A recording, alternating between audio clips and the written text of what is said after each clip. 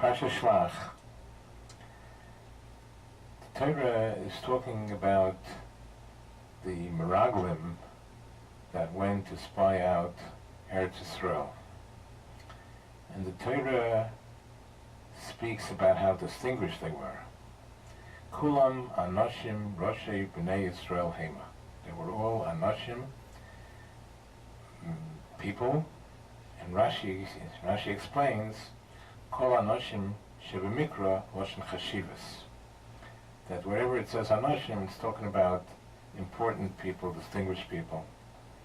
So these distinguished people were chosen to go out and spy out Eretz Yisrael. And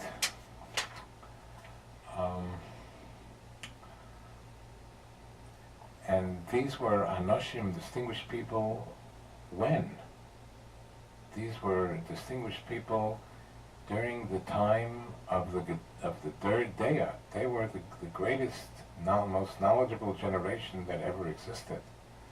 These were people who stood at Har Sinai when Hashem gave the Torah, and they heard Hashem speak the first two Dibros.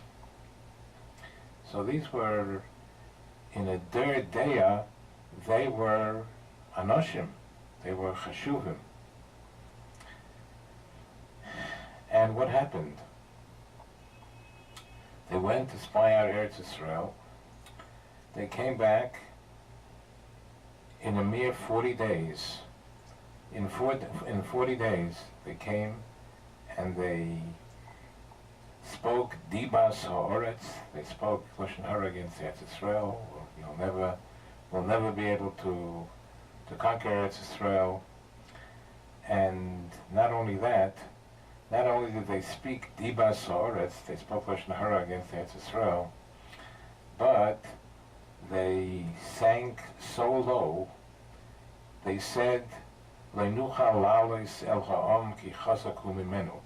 They said, we will not be able to conquer Eretz Yisrael, ki chazaku mimenu, because the people in Eretz Yisrael are stronger mimenu than us. That's simple. Chazal brought down right there in Rashi, says, Chazaku mimenu. Mimenu doesn't mean from us, stronger than us. It means they're stronger than him. Kav yochel kalapi maila amru. They were talking about the Rebbeinu Shalom that you'll never be able to conquer Eretz Yisrael because the people in Eretz Yisrael are stronger than Hashem. Chas v'shalom. That means that they were koifrim be'ikah. They didn't believe in the Rebbeinu Shalom. This is so difficult to understand. How could it be that such anoshim chashuvim, such important people who were gedolim they were chosen from the third Deya, from among the third Deya, these were chashuvim. These were important people in a Deya, in such a knowledgeable, great generation. These were very, very big people. And they sank to the level of coming back in 40 days and speaking Lashon Hara against Eretz Yisrael. And also, they lost their Yiddishkeit. They were koifrim b'yikah. They said that the people in Eretz Yisrael are too strong. HaKadosh Baruch Hu can't, Chas v'shalom, can't help. And the question is, how could it be that such great people, such very great people, in only 40 days, sank from the highest pedestals to the lowest level of koifrim b'yikah? How could such a thing be? The Balei Musa bring a Zohar HaKodesh, a Zohar that says that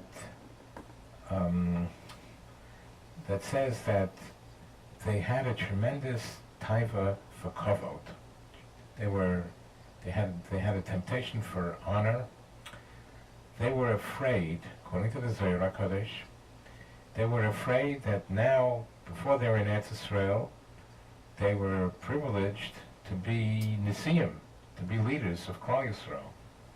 But once they enter into Eretz Yisrael is such a holy place, where Einei Hashem Elekecha Bo Meireshis Hashana V'Yad Achas Hashana, the eyes of HaKadosh Baruch Hu are watching Eretz Yisrael from beginning of the year till the end of the year. It's a special place, Eretz Yisrael.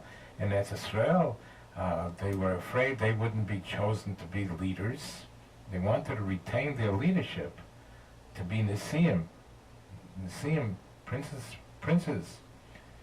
And because of that, they couldn't see straight. All they wanted was to retain their positions.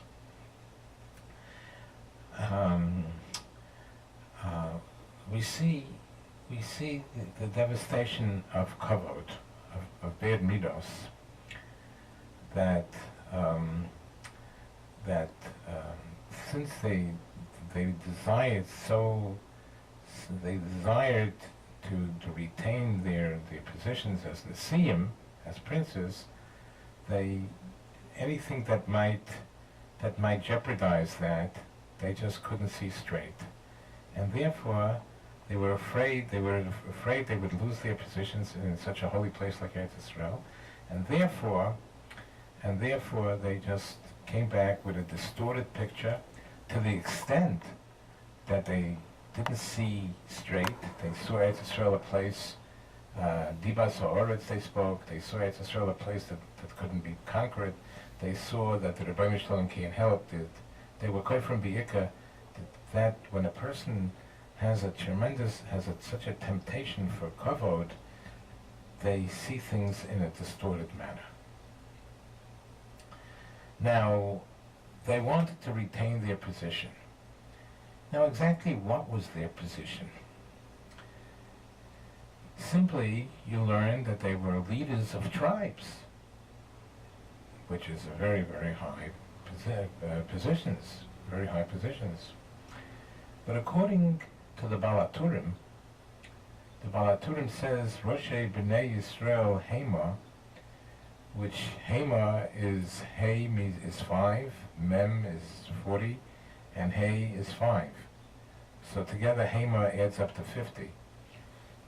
The Baal HaTurim says that they were not leaders of tribes, they were leaders of Shtiblach, of 50 people. That's all they had. And that little kavod that they had, they wanted so much to retain even that little kavod that they had, that they couldn't see straight. They had to have their kavod no matter what, and they can't see straight. They can't see what Eretz Yisrael really is. They can't see that the Rebbeinu Shalom can help. For that little kavod, that little kavod distorted them so much. Another point, not only were they Balei Taiva for kavod, not only did they have a Taiva for kavod, but they also were jealous. This is implied in the wording of the Zohar HaKadosh. The Zohar HaKadosh says that they were afraid that they would lose their positions. The Yimna and Moshe Rabbeinu would appoint others in their place. When they reach Eretz Yisrael, they would lose their positions, and Moshe Rabbeinu would appoint others, which implies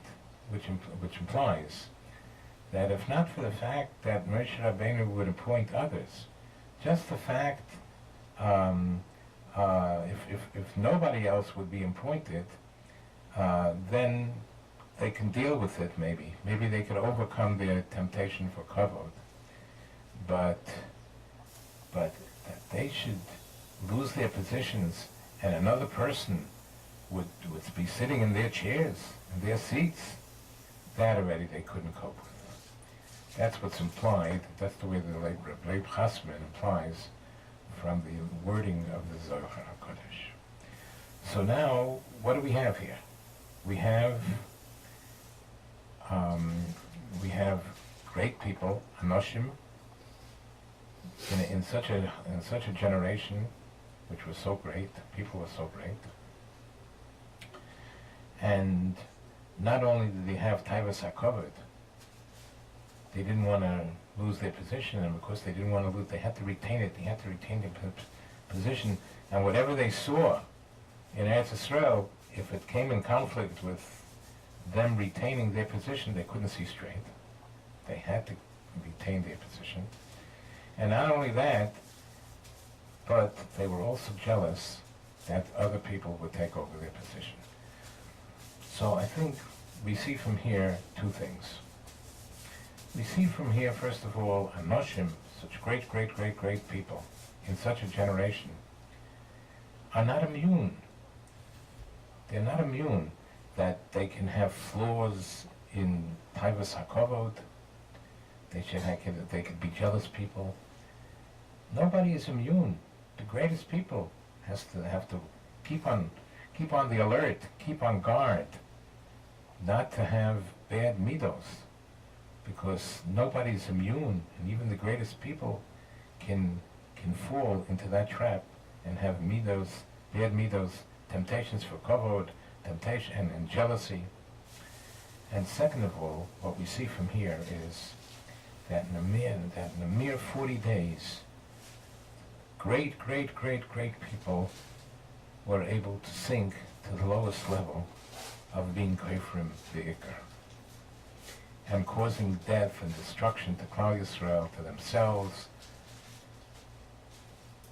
Midos is the danger and devastation of bad Midos we see from here in living color what it is exactly. And nobody's immune. Even the greatest people can suffer from these flaws in Midos. Hashem should help us that we should be zeicha to overcome any tightness and kina and kavod, and in that schus we'll be able to think straight and serve Hashem. We will worship Hashem in truth. Amen.